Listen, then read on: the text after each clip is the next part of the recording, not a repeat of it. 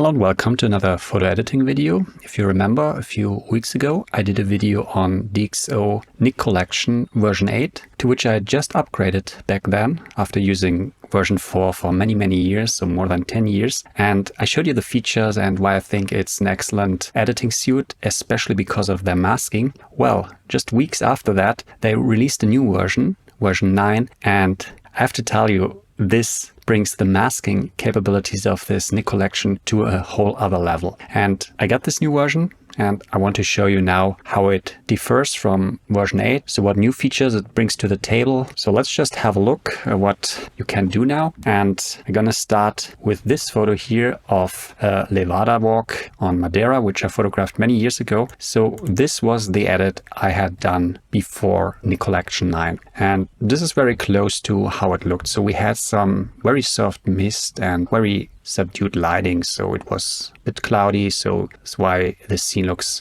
very soft. Now, I was able to add much more atmosphere here, and if you think, okay, that's a bit too much, you can always tune it down a bit. But I want to show you how you can do this. So we have some more mist now, and we have some light in the background, so this gives a lot more depth, and I show you how to do this now. And then I also have a second example. Now, if you have installed Nik Collection, you see here I still have the 8, but now we want to use the 9. You go to Color Effects, and if you've seen my last video, this will look familiar. So we have here a few favorites. So all in all, there are a lot of filters, but I've selected just the ones that I regularly use. One of which is, for example, the Pro Contrast Polarization. Those are the ones I showed in depth in my last video. So if you're interested in how you can use those to turn your photos in more dramatic versions, have a look at this video. Today we want to focus on the new features and how you can combine them to create awesome effects. So for one thing, there's always been this fog filter, but I never used it because of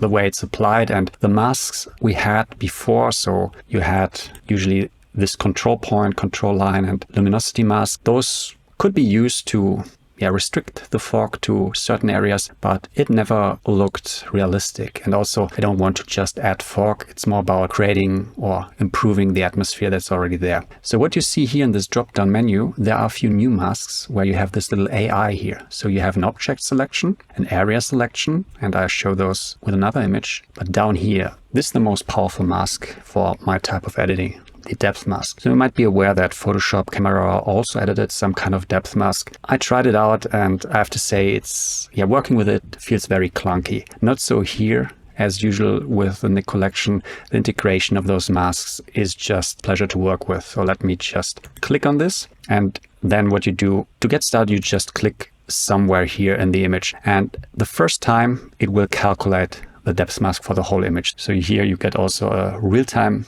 preview of the depth mask and you see how detailed it is. But that's not the real power. The real power comes down here in the mask options, where you can extend the mask and we can go here all to the back. And now we can fine-tune the mask to get a very realistic looking fog. So you see how, we just deactivate this preview, you see how the branches here in the foreground are not shrouded in fog as much as the background. And here you have a lot of control and the feedback is nearly instant, even on my slow machine here. We can fine tune this a bit. The good thing now is, okay, this depth mask is already awesome on its own, but you can surely combine it now with all the other masks you already have. So for example, I could get another control point here and just add it if I wanted to combine it a bit. So for example, if I say, okay, up here, in this area, I just want more fog. So I can just put some control points here. And if I press M, you see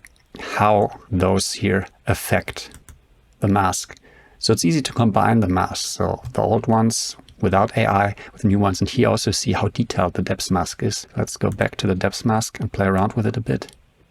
So it really does a great job. Now on its own, this is quite nice, but let's just improve it a bit. So now we have a lot of fog, we're losing a lot of the contrast. So I typically would combine it with adding some contrast to the scene again. So I'm not just after adding artificial fog here, I want to add atmosphere so that in the end it looks more realistic. So let's get one of the levels and curves masks here. And now we can add some contrast. This will diminish the appearance of the fog a bit, but it will make it look more realistic. So see the before and the after. So this is a pretty nice change already. And we can also go back to the fog and switch through here. So there are different versions, some of which are not that bright. And we can also tune the intensity a bit. Something like this. So now again, the before and after. This already looks much more interesting. But there are other new features, and one of which is layer modes. And to show you, I combine it with a new filter, which is the color grading. So now we also have color grading. So let's just reset this default and grab here the bright tones and bring it here into the warm area. So make the bright tones warmer. Down here with the balance, you can extend it or reduce it. But yeah, this alone, it doesn't look so nice. And also in Lightroom, I never did so much with the color grading. But now here you have blend modes. Those might be familiar to you. You have those in Photoshop. Now we can use them here directly. And if we go to screen, this will make the image a lot brighter. But bear with me, we're not finished yet. First of all, let's reduce the opacity a bit. So this now appears a bit, okay, there's harsh light coming in here from the background. Now if we combine this one here with a depth mask, and now you see there's no more calculation. It calculated the depth mask the first time. Now this time we instantly have it. Now we can fine tune it and basically have some light streaming in just in the background. So here the before and the after. And by using here this color grading, you can also control the color of this light a bit. Now let's fine tune it because we don't want to go too far here. Something like this. Now again, what we could do is go here to add, and we click on the luminosity mask. Holding down Alt, we get a minus mask. So if we wanted to reduce the effect on the very bright tones, we could click here, and then we can fine tune which areas this luminosity mask will spare out. And let's just go to the mask view. So now you see here in this live preview that the very bright areas are excluded. This way we don't get too much clipping. And also you see how very detailed this depth mask is. Now let's go back to the normal view and see the before and after. We can go back to the levels and curves. So now that we have brightened up the image, we can also darken a bit more. And now look at the before, nice image. And after, now we have some mist and light streaming through. Now let's apply this. And usually what I do then in Photoshop, I might tune the opacity a bit, add some additional masking where I just brush. So this is still something which I prefer in Photoshop if I want to just brush in a mask, not use luminosity masks at all. This usually is something I do on top of applying the filters in DxO. But otherwise, there's not much I have to do in Photoshop anymore in terms of adding selective adjustments. I can do all of this in DxO. Now let's look at another example. So this is an image I've been working on. I started somewhere here. So it was a nice evening. We had some beautiful light on those rocks. But yeah, this still looks a bit too flat. So I went to this here and ended up here. And you see, we have much more directional light, especially here in the background. And I want to show you how you can emphasize this light. So we already had light. We wanted to introduce more of it. So let's go again to Filter, Nik Collection, Color Effects. Now I will again grab here the color grading and basically do the same we just did here. First, make the highlights warmer. Then I go to the depth mask again. I click here in this area. And now that it finished calculating, let's just switch here, just pressing M to the mask mode.